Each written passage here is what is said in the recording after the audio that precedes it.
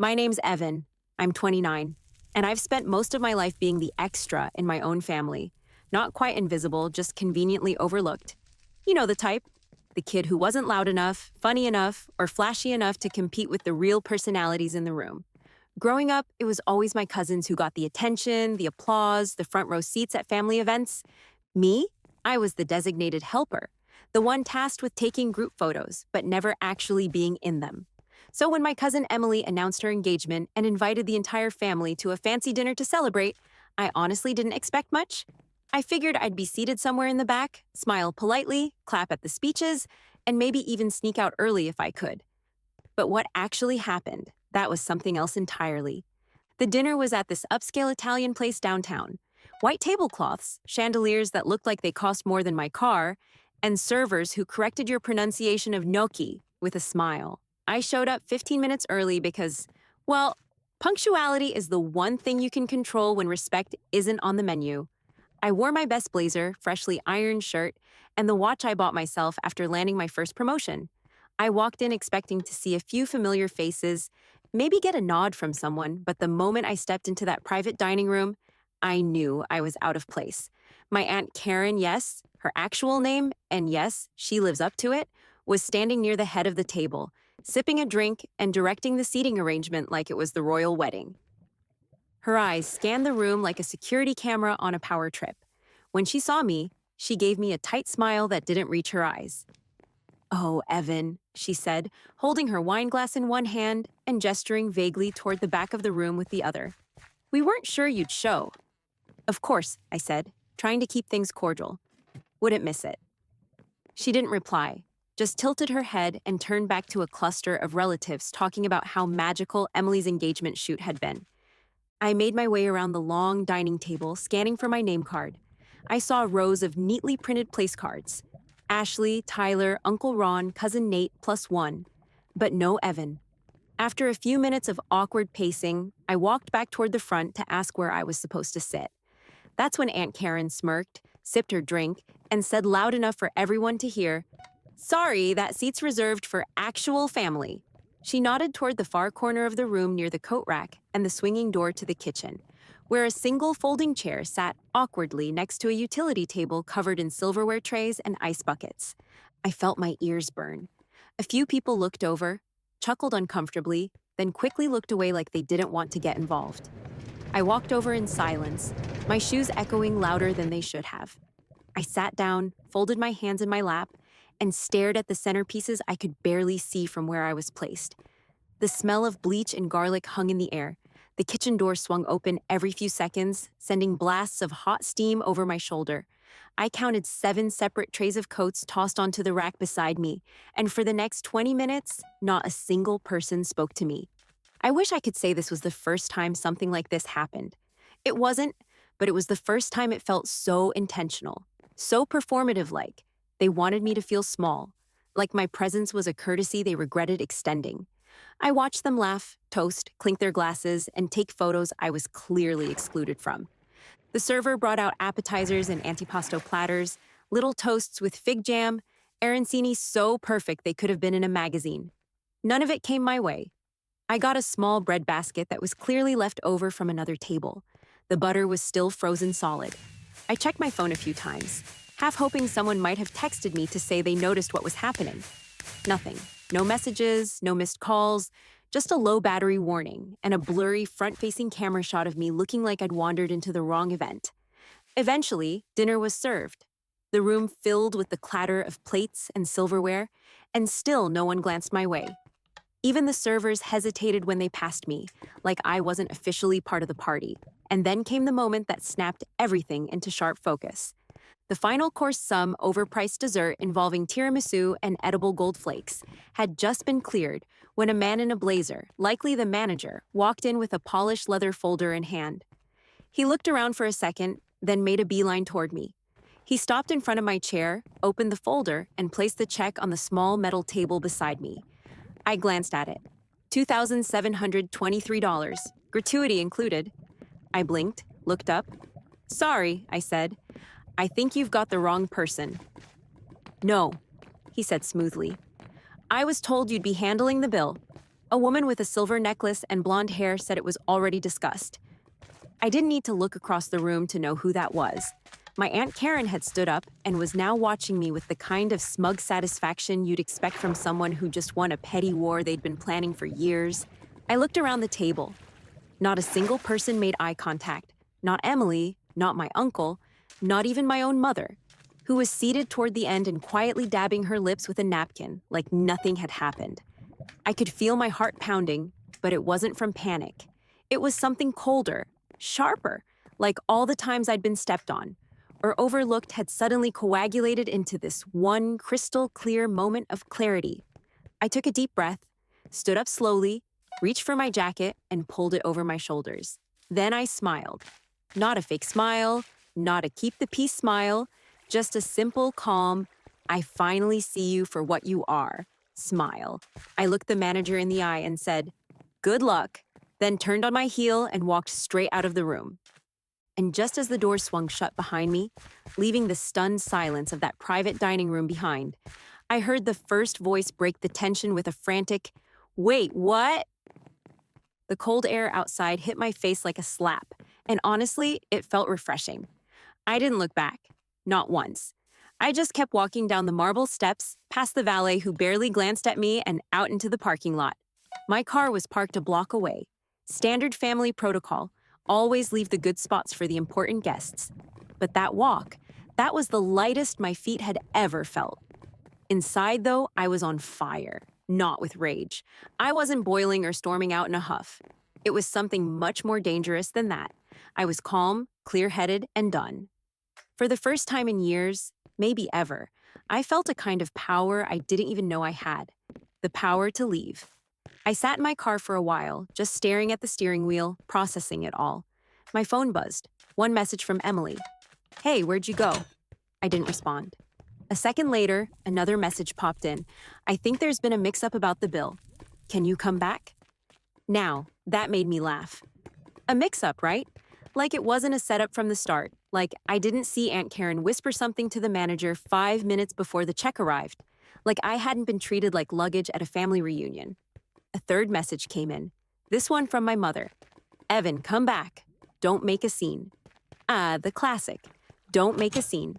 As if I had been the one turning the family tree into a dumpster fire. As if I had chosen to treat someone like they were barely worth the chair they sat on. And just like that, I realized I wasn't angry at the silence from my relatives. I was angry at myself for putting up with it for this long. For excusing it. For calling it just how things are. I started the engine. The next day, the messages kept rolling in. First, it was the passive-aggressive ones. "We all chipped in and covered the bill since someone bailed." You could have said something instead of walking out like that. "This is why people treat you like this, Evan. You're always so sensitive." Then came the guilt tripping. "You embarrassed Emily on her special night. Your aunt was just joking. Can't you take a joke? We were trying to include you. You just don't really fit in with the vibe." The vibe. That word stuck with me like a splinter. That's what I was to them. An aesthetic mismatch. Not family, not one of us. Just the quiet, awkward cousin who they trotted out when they needed a tech favor or help moving furniture, but who wasn't welcome in their glossy, filtered, Instagram-ready version of what family should look like. But they had a point. I didn't fit in. I didn't laugh at the mean jokes. I didn't fake smile through disrespect. I didn't pretend it was okay when people said things like, "You'll never understand. You don't have a real career." Or, "Well, at least Tyler made something of himself." Maybe I was too quiet. Maybe I was too forgiving. But I wasn't too stupid. Not anymore. The real tipping point came 2 days later. I was sitting in my apartment working late on a project for a client. Because yes, I do have a real career, even if it doesn't come with a nameplate or a corner office. When my phone buzzed with a call from my Uncle Ron, I stared at the screen. He never called me, not unless his computer crashed or he needed help recovering a password. I let it go to voicemail. 2 minutes later, another call, this time from Aunt Karen. Decline. Then another. Then another. Curiosity got the better of me, so I finally answered the next call. Emily. "Evan," she breathed, clearly stressed. "Can you please talk to the venue? They won't let us finish the deposit without confirmation from the card holder." I blinked. "What card holder?" She hesitated. Well, and Karen put the reservation under your name when she made the group booking. She said it was easier because you had that freelancer card or whatever. I sat back in my chair, silently processing. You're telling me she used my name and card to book a venue without telling me and expected me to just show up and pay? It wasn't like that, Emily said quickly. She said you'd agreed, that you wanted to do something nice for me. I rubbed my temple. Emily, I've been ignored, insulted, shoved to the back of the room, and stuck with a $2,700 check. And now I find out that legally, I'm the one on the hook for your entire engagement dinner. She said she'd transfer you the money afterward, she snapped. You're being so dramatic, right? I said flatly, because nothing screams respect like putting someone on the financial line without consent. There was a pause on the line. Then Emily said something that made every muscle in my jaw tighten. Well, if you weren't so touchy, maybe people would actually treat you better. Click. I hung up. No rage, no yelling. Just a quiet, icy certainty. This wasn't just family dysfunction. This was calculated disrespect, wrapped in fake smiles and wine glasses. And it was time I stopped being their silent punching bag. That night, I went through every single automatic payment I'd been helping with over the years. My mom's cell phone plan gone, my uncle's Netflix account logged out, the Disney Plus subscription that all the cousins had been using under my name canceled.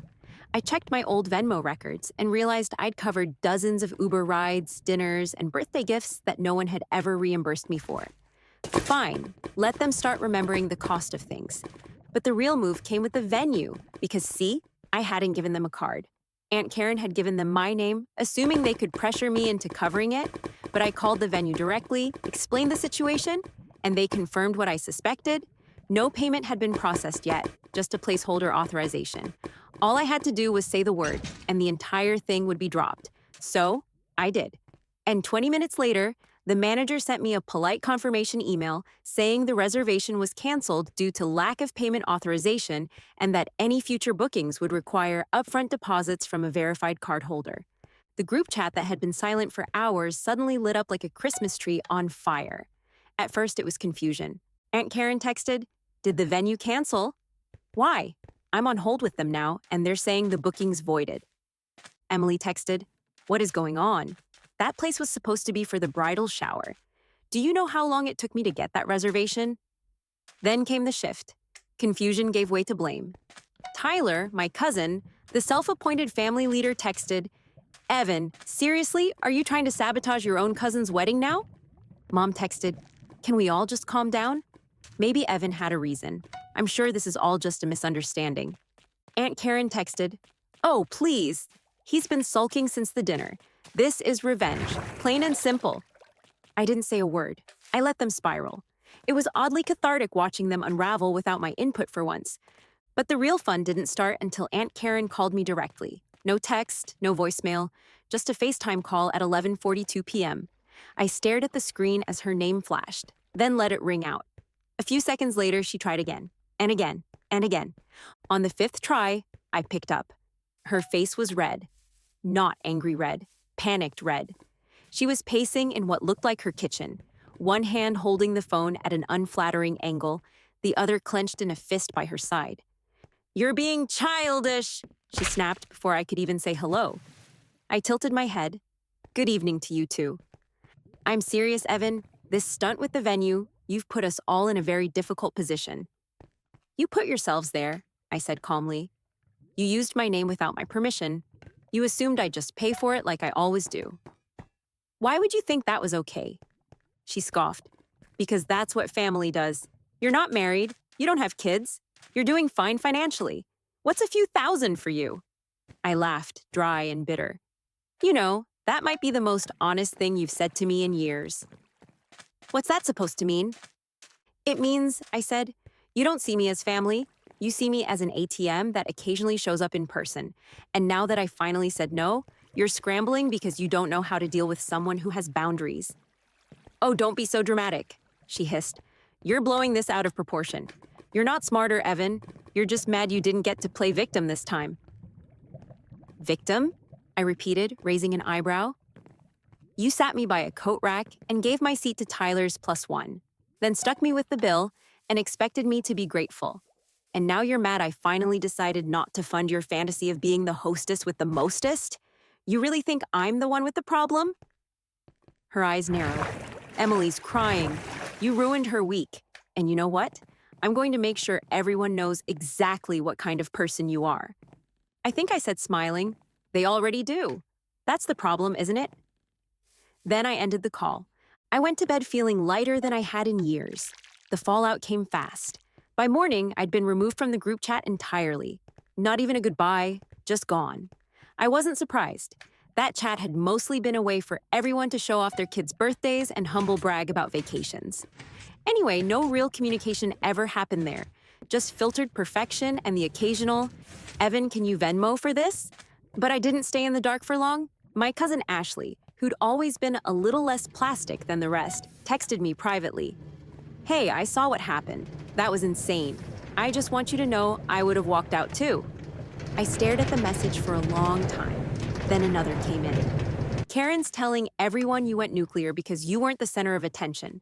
Just so you know, no one's buying it." And another, "Also random, but I think you're about to get an invoice. She's trying to stick you with some cancellation fees. Can they even do that?" I didn't reply, not yet. I had something better in mind. I dug out the email I'd received from the venue manager. It included a digital trail, the original booking email from Karen's address, using my name but her contact info. It was all the evidence I needed. I forwarded it, along with a short explanation, to my bank's fraud protection team. If she tried to push an invoice my way, she'd have to explain why she used my identity to make the booking in the first place. But I wasn't done yet. I remembered something else, something small but satisfying.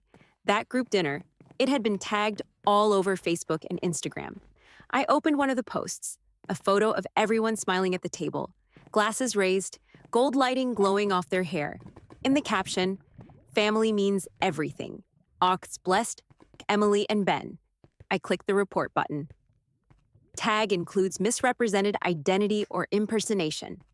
Event attendee falsely named in photo. Content includes harassment or exclusion. Petty maybe, but so was seating someone next to a coat rack and expecting them to pay for your golden tiramisu. As I sat back sipping my coffee, I realized something important. This wasn't about revenge, not really. It was about refusing to be complicit anymore, about finally standing up, not to scream or fight, but to simply walk away. But of course, they weren't going to let me go that easily. That afternoon, I got a knock at my door. It was Uncle Ron, and he wasn't smiling. I stood there for a second, just staring at the door. I hadn't seen Uncle Ron in person for what, over a year? The last time was at my cousin Nate's baby shower, where Ron had made a joke about how some people contribute grandkids, and some people just contribute cash. He said it with a laugh, but I remember how his eyes never once left mine. Now he was standing on my doorstep, looking tired, like someone had dragged him into something he didn't want to be part of.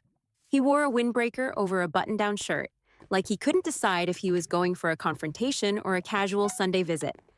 I opened the door halfway. "Ron," I said, not moving to invite him in. "Evan," he replied, shifting from one foot to the other. "You got a minute?" "Not really," I said, folding my arms. He exhaled through his nose. "Look, I'm not here to fight. Karen, well, you know how she gets." I raised an eyebrow. "No, Ron. Why don't you enlighten me?" He winced slightly. "All right, fair enough. I thought maybe I could talk to you. Smooth things over." I leaned against the doorframe. "Smooth what over?" "The part where your wife used my name without my consent? Or the part where she humiliated me in front of the whole family and expected me to foot the bill?" Ron scratched the back of his neck. "She thought you wouldn't mind." I laughed short, sharp. "That's not an excuse. That's an assumption built on years of you all treating me like a doormat."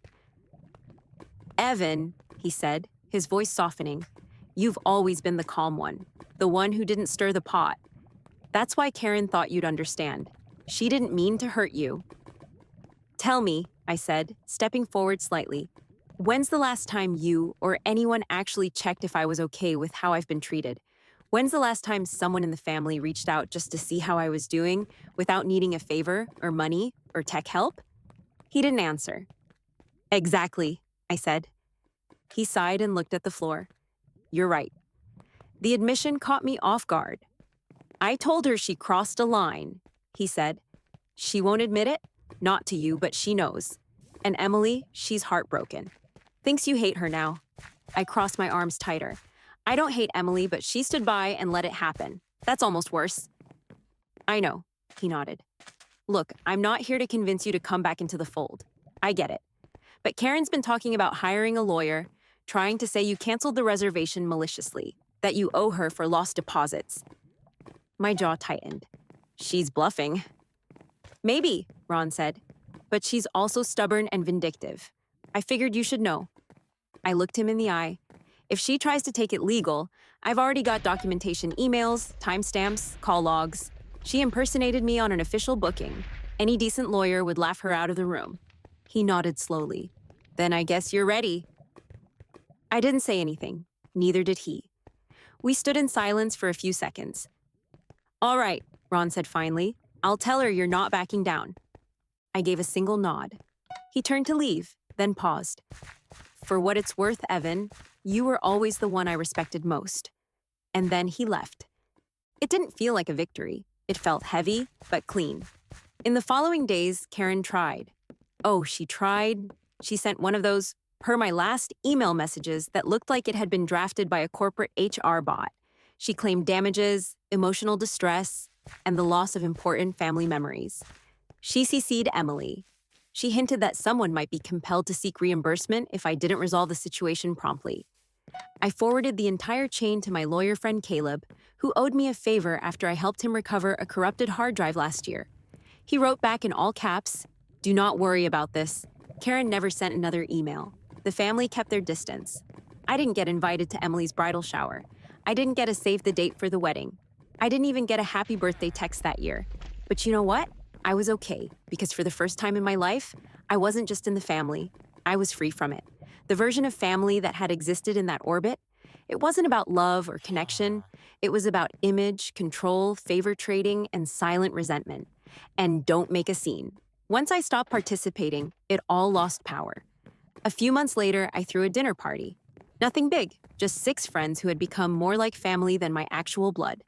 I cooked lasagna from scratch, made garlic knots, poured wine, and we sat around a table laughing so loudly the neighbors knocked once just to tell us they could hear our vibes from the hallway. After dessert, someone raised a glass and toasted me. To Evan, they said, for finally choosing peace. And as I looked around the table, I realized they were right. Peace didn't come from forcing a seat at someone else's table. It came from building your own. That same night, I posted something simple on social media. Just one photo of our table, all smiles and candles and crumbs from second helpings. The caption read, "Sometimes family isn't who shares your name, it's who shares your laughter." A week later, Ashley liked the post. Then she messaged me again. "You were right. I'm sorry for not saying more before. Mind if I come by next time?" I smiled and typed, "Of course. Just bring dessert." And that was that. No dramatic reunions, no epic apologies. Just a new chapter written on my own terms. I didn't need to burn the bridge. I just needed to stop walking back across. Ev, let me know if you need any further formatting or adjustments.